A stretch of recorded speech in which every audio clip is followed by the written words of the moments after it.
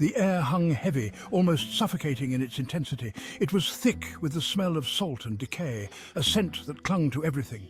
A shroud of mist clung to the island, obscuring it from view and adding to its eerie allure. The hunters, 4 figures silhouetted against the dying light, approached slowly, their movements cautious and deliberate. Their boat cut through the still water, each stroke of the oars echoing in the silence. The island loomed larger with every passing moment. I can almost see the tree line. It's just ahead. John, the eldest, steered the boat with a steady hand, his experience evident in his calm demeanor. Ethan, brash and eager, scanned the tree line, his eyes darting back and forth, searching for any sign of movement. Laura, her face pale with tension, gripped her rifle tightly, ready for whatever lay ahead. Jackson, quiet and observant, studied the island's dark form, his mind racing with possibilities. They felt the island watching them, an unsettling sensation that made their skin crawl. This place, it feels like it's alive, like it's breathing. The hunters disembarked, their movements slow and deliberate as they stepped onto the shore. Their boots sank into the muddy shore, leaving deep imprints behind. An unnatural silence blanketed the island, a silence that seemed to swallow all sound. The only sounds were their breaths and the rustling of leaves in the unseen wind, a haunting symphony of nature. The sun dipped below the horizon, casting long, grotesque shadows that seemed to dance in the fading light.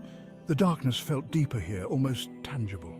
It felt alive, as if it had a will of its own. Stay close, everyone. We don't know what we're dealing with here. John led the way, his flashlight cutting through the gloom and providing a small beacon of hope. His flashlight beam pierced through the foggy forest, illuminating the path ahead. Their breaths rose in ghostly plumes, visible in the cold, dark air.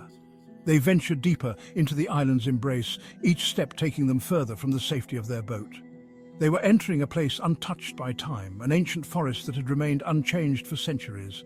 A place where fear was not just a feeling, it was a presence, a living entity that seemed to watch their every move.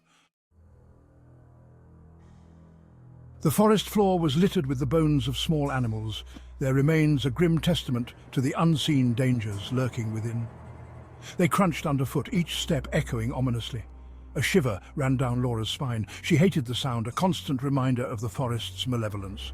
It felt like a warning, an unspoken threat. The air grew colder as darkness enveloped them, the mist thickening with each passing moment. The trees, gnarled and ancient, seemed to reach out with skeletal fingers, their twisted forms casting eerie shadows. Their branches intertwined overhead, blocking out the last vestiges of light, creating a canopy that felt suffocating. Let's keep moving. I want to be the first to find it. We can't afford to waste any more time. Ethan, ever restless, pushed ahead, his determination unwavering. He wanted to be the first to find their prey. He wanted to prove himself, to show that he was capable. Ethan, wait, don't go too far ahead. But Ethan was already gone. He disappeared into the dense undergrowth, his figure swallowed by the darkness. Ethan, where are you? Silence. Only the rustling of leaves answered her, a haunting sound in the stillness. A low growl echoed through the trees. John's grip tightened on his rifle, his eyes scanning the darkness. Ethan, please answer me. They waited, their breaths held in anxious anticipation. The silence stretched, thick and heavy, pressing down on them like a tangible weight. A guttural scream pierced the night, shattering the oppressive silence. It was Ethan. It was a scream filled with unimaginable terror, a sound that would haunt them forever. Then silence again. This time it was final, a silence that spoke of loss and despair. Fear, cold and sharp, gripped the remaining hunters. Ethan's scream echoed in their ears. It resonated with the island's malevolence. They huddled closer, their faces pale in the moonlight. The darkness seemed to press in on them. What was that? John muttered, his eyes scanning the impenetrable darkness. Something's not right. They moved forward cautiously, their flashlights cutting through the gloom. The forest was alive with unseen eyes. Whispers seemed to emanate from the trees. Do you hear that? Jackson whispered, his eyes wide with fear. A low, guttural growl echoed through the trees. They froze, their hearts pounding in their chests. The growl came again, closer this time. It was hunting them. Panic welled up inside Laura. She wanted to scream, to run, but her legs felt like lead. They were trapped. They stumbled upon a clearing. In the center stood a dilapidated cabin, its windows dark and lifeless. It was a grotesque parody of a home. The wood was rotten and decayed. The roof sagged precariously. A single flickering lantern hung from a rusted hook, casting grotesque shadows that danced in the wind. Maybe we can find shelter. Laura said, her voice trembling. John hesitated. The cabin exuded an aura of death, but they had no other choice. The island was closing in. He pushed the creaking door open. The stench of decay assaulted their nostrils. The air inside was heavy and stagnant. The lantern illuminated the interior. Their blood ran cold. The walls were adorned with macabre trophies. Skulls, bones, and teeth were arranged in grotesque patterns. It was a shrine to death, and they were the offerings. A low growl rumbled from the shadows, sending chills down their spines. They spun around, hearts pounding. A hulking figure emerged from the darkness, its presence overwhelming. Its eyes glowing red like embers, fixed on them with an intensity that froze them in place. It was a creature of nightmare, something out of their darkest fears. Its flesh hung in tattered strips, revealing the bones beneath, a grotesque sight that made their stomachs churn. Its claws, long and sharp, dripped with a viscous fluid that hissed as it hit the ground, adding to the horror of the scene. It lunged forward with a terrifying speed. John, acting on pure instinct, raised his rifle and fired. The shot echoed through the cabin, a deafening sound that seemed to shake the very walls. The creature roared in pain, a sound that was both animalistic and otherworldly. It staggered back, wounded but not defeated. It was not dead, not yet. Its resilience was terrifying. She stumbled back, her foot catching on a loose floorboard, sending her sprawling. She fell, crashing to the ground with a thud. She scrambled back, her eyes wide with terror, her breath coming in short, panicked gasps. The creature advanced, its eyes never leaving them. Jackson grabbed Laura's arm and pulled her to her feet, his grip firm and reassuring. They ran, their footsteps pounding against the forest floor. They ran for their lives, the creature's roars of frustration echoing behind them. It would not be denied its prey. The creature caught up to them at the edge of the clearing, its speed and determination relentless.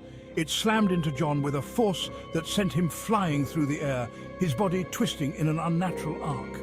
He landed with a sickening crunch, the sound of bones breaking echoing in the night. S4, media, man landing with impact on ground, person hitting ground with force. She turned and ran, her legs moving on autopilot. She didn't look back. She couldn't afford to. She ran until she could run no more, her body finally giving out. She collapsed on the forest floor, her chest heaving, her mind racing. She was alone, the realization hitting her like a punch to the gut. S4, media, woman alone in dark forest, woman screaming in fear in forest. The fisherman stood at the edge of the harbour, his weathered face etched with worry. He scanned the choppy waters, searching for any sign of the hunting party. They had been gone for days, too long. The island had a way of keeping what it took. He shook his head, muttering a silent prayer to the sea. He knew the stories. The island was cursed.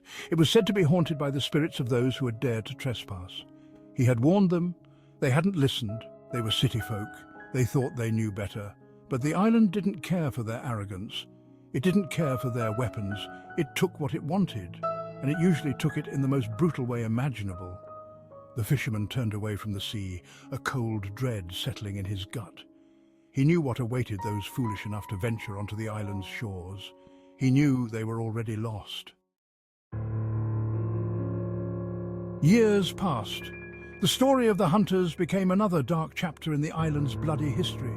It was whispered in hushed tones in the taverns of the mainland, a cautionary tale to ward off the curious and the foolish. The island remained untouched, a silent monument to the horrors that lurked beneath its surface. Some said the island was cursed, others said it was haunted.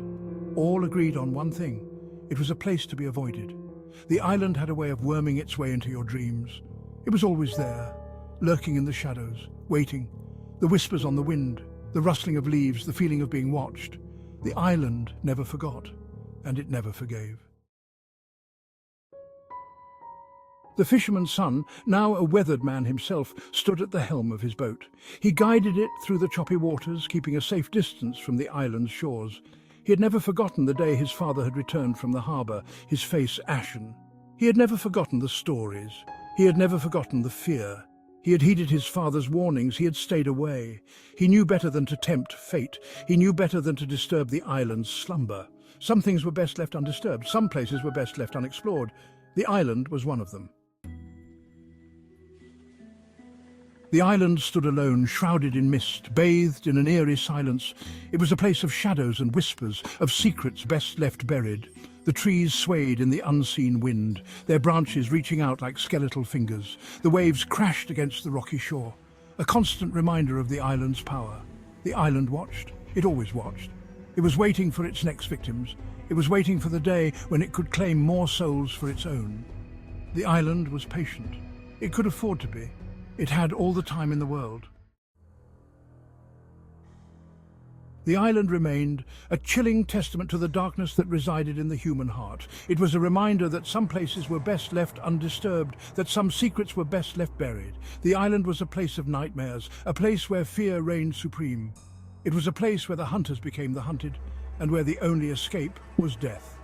The island was forever haunted, by the screams of the dead, by the whispers of the wind, by the memory of what had been and what would be again. The island waited.